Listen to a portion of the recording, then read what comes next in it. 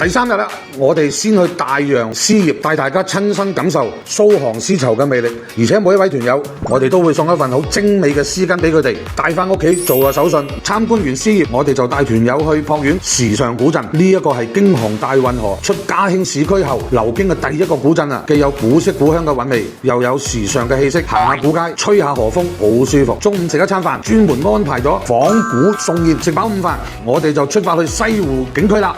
到咗之後，先安排大家嘆一個靚靚嘅下午茶，坐喺西湖邊，一邊欣賞湖光山色，一邊品嘗各種精緻嘅點心。而我哋今日嘅重頭戲就係安排大家喺太子灣嘅攬櫻軒周圍開滿鬱金香同埋櫻花，皆得所願，生意興隆。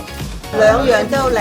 今晚嘅晚餐就係喺呢度啦，全部都係位上服務，每一道菜都精雕細琢，團友食得超開心啊！西子賓館加西湖船宴，仲有加埋錢塘江嘅靚景，呢一個波士假期簡直係從頭奢華到尾啊！今日揭曉西子賓館位於雷峰塔下西湖邊，地理位置絕佳，周圍風景特別靚，房間都有500尺左右喎，中式嘅奢華裝修，推開窗就見到湖光山色，連續住2晚就真係好似入咗一個江南園林咁樣。早上去睇下龍井茶嘅茶園，滿山綠油油嘅茶園，哇！你睇下我哋啲團友仲喺茶田入邊打卡，個個都笑得幾開心。接落嚟，我哋一齊過去雷峰塔一覽西湖全景，呢一種靚景真係要現場先感覺到有幾震撼啊！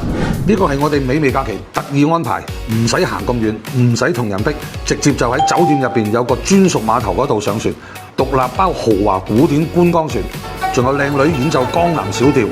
一邊睇西湖夜景，一邊食大餐。今晚個菜式真係正啊！等我逐樣講俾大家聽啦。有乜嘢呢？蔥油帝王蟹、雞汁雪菜、緬甸黃魚、義東鹽池灘羊、蜂巢魚子醬等等嘅菜式。到咗第5日，行程差唔多去到最後啦，我哋離開酒店之後，就過去城市陽台睇錢塘江啊，仲有亞運大蓮花、日月同輝，感受一下杭州呢座現代城市嘅魅力啦。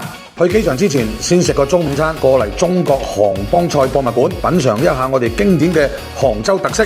時光飛快，呢次蘇杭之旅就咁樣結束啦。坐飛機返香港，真係有啲唔捨得。多謝各位團友一路嘅信任，亦多謝幕前邊嘅你觀看我哋。美味假期將會用心咁樣繼續努力去揀線路，帶俾大家一個更好玩、好食、好住嘅地方。下次嘅旅程，我哋再見。